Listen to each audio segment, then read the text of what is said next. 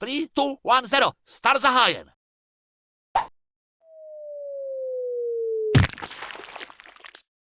Adventure Game Geek. He's solving riddles great and small. Adventure Game Geek. Adventure games, he loves them all. Every day is a new quest, exploring north, south, east, and west. Point and click to find the answers that we seek. Adventure Game Geek.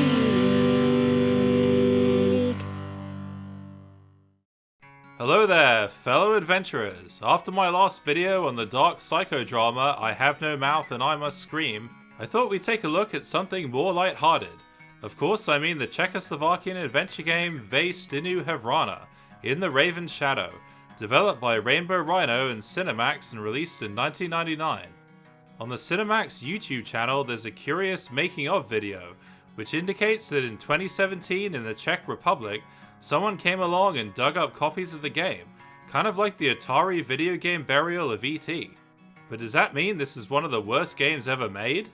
Well, I purchased this on Steam for the princely sum of 99 cents, so let's find out if it was worth all that money. The introduction tells us that at the beginning there was a word. Nobody knew it, but many were looking for it. Hermits in their caves, poets in hysterical poems, ordinary people in sex. Wait, what? I think the only word people in sex are looking for is... Yes! Yes! Yes! Anyway, our story begins when a monk called Severin gets caught with a forbidden book that isn't even his. But the abbot of the monastery suddenly pulls out an axe to chop off his head. Ale já jsem nevinný. To z tebe promluvil Satan. Vysvobodím tvoji duši. Pomocí svaté relikvie oddělím dobré od zlého. Stop! Tady to nemá šťávu.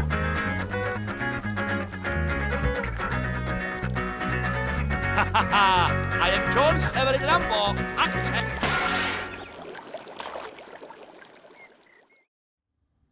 I gotta say that's one of the best adventure game intros I've ever seen.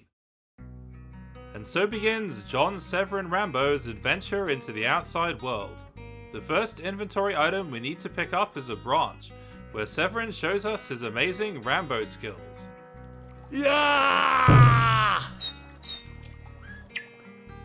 Apparently tough guys use a branch like this instead of toilet paper.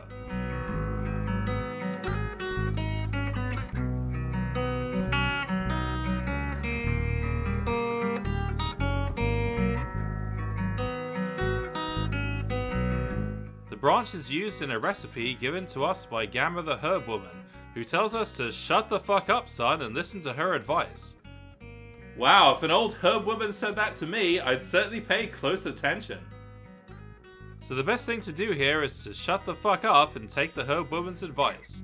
Doing so makes a magic ointment which we can give to the soldier guarding the gates of the nearby town, who has an itch on his back that he scratches with a crowbar. The ointment, however, doesn't quite have the desired effect. A druhá, pomoc! Nemůžu se hýbat, zloduchu jeden, osvobod mě! Janku, Severin, Janku, pomož mi!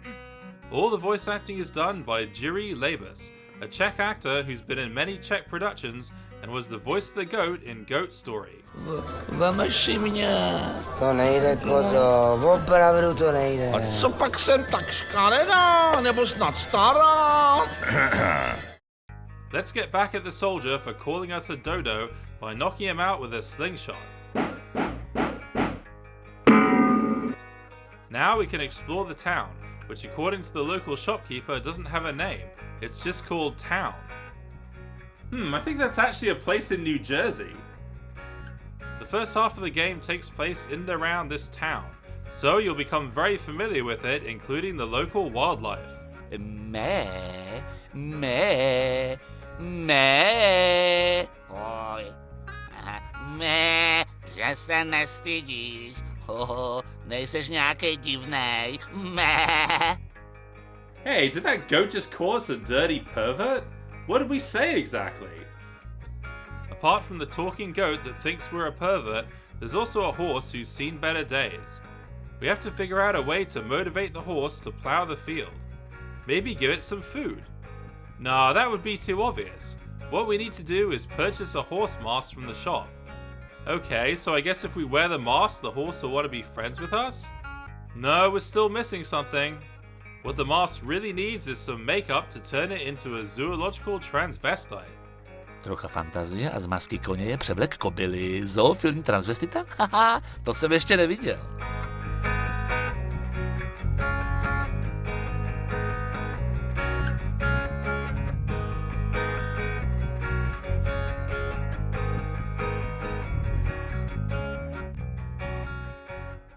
Now we're ready for some equine action. Tohle tu ještě nebylo. Zootransvestita. Jdeme na to. Ho.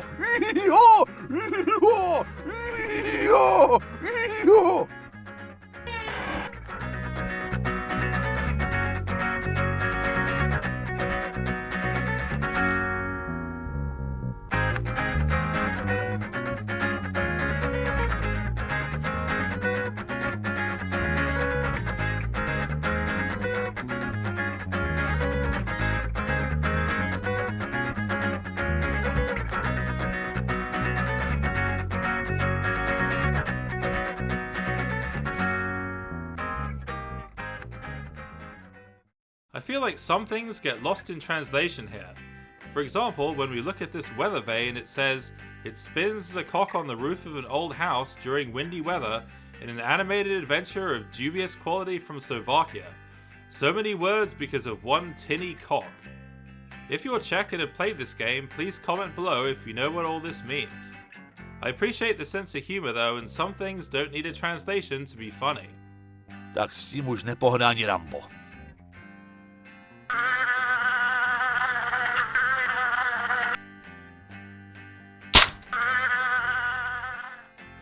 For a monk, Severin isn't the most virtuous character. He steals the glasses from a snake charmer and snatches this old geezer's walking stick, making him fall to the ground. Later we find out that he even broke his arm from the fall. Jestli to nejsi ty, kdo mě zmrzačil, tak ať mě trefí blesk. A dobrčíc, trochu jsem se spletl. What in the name of Rambo's balls just happened?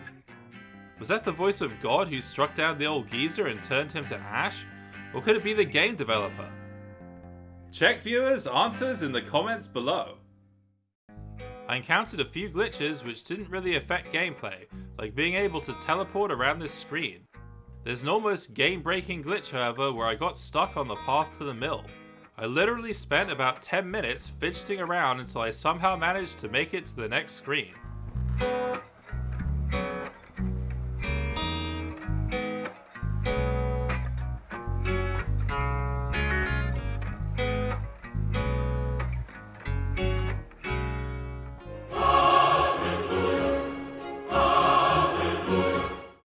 Now, after all that, we must find a way to cross the river and get to the land and sea beyond. But first we have some unfinished business in the town to take care of, like getting into the tavern by disguising ourselves with a beard made of horsehair. Tak, a teď mě nepozná ani Pán Bůh. Kde jsi, Adame? There's that voice again. If we're Adam, does that mean this woman is Eve? This game is quite ridiculous, but at the same time it can be strangely thoughtful and reflective, like looking through a mirror and imagining people on the other side. Vždy jsem přemýšlel nad tím, co je za zrcadlem. Možná tam žijí stejní lidé jako my a smějí se tomu, co vidí skrz malé okénko zrcadla.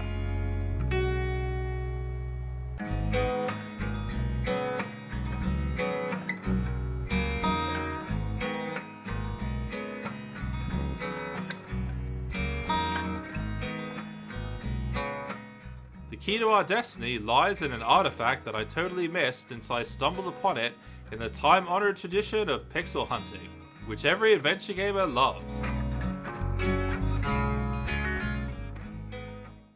Now we're ready to fly off into the great beyond, in a hot air balloon which we put together ourselves. What could possibly go wrong? Připravuje se nouzové přistání. Mayday, mayday!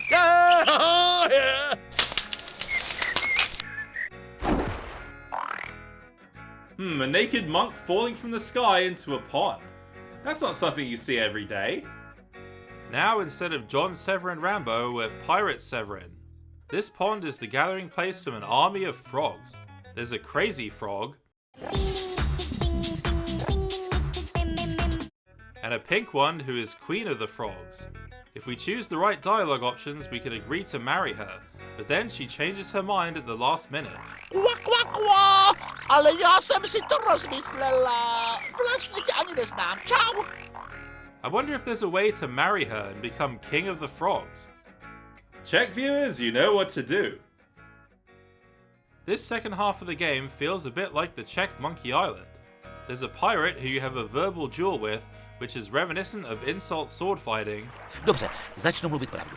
Jednoduše si padli na hlavu. A village of cannibals who captures us, though there's not one with a lemon for a head. And there's even a ghost pirate called Captain Black Death. Jsem neohrožený duch kapitána Černé smrti. To jméno vám jde k pleti, kapitáne Bledá smrt. He goes on to talk about the game's graphic designer not coloring him in. And speaking of breaking the fourth wall, yes, that really was a guy swinging on a vine like he's Tarzan and smashing into the screen. Okay, so we've got Tarzan, crazy cannibals, a talking goat, a horny horse, a crazy frog, and a tinny cock. Whatever next? Well, we're almost at the end already, as this is a pretty short game, which can be finished in an hour or two if you don't get stuck for too long. So, what secrets does the ending reveal to us? Well, it blurs the line between dream and reality, and shows us a dreamscape that hints at future adventures to come. In fact, a sequel was planned but never released, and according to this article, the plot would take place between two worlds, medieval Europe and a galactic state operating on the principles of Plato's ideal state. Wow, sounds like a step beyond eating a plate of beans and then fighting to light a blacksmith's forge.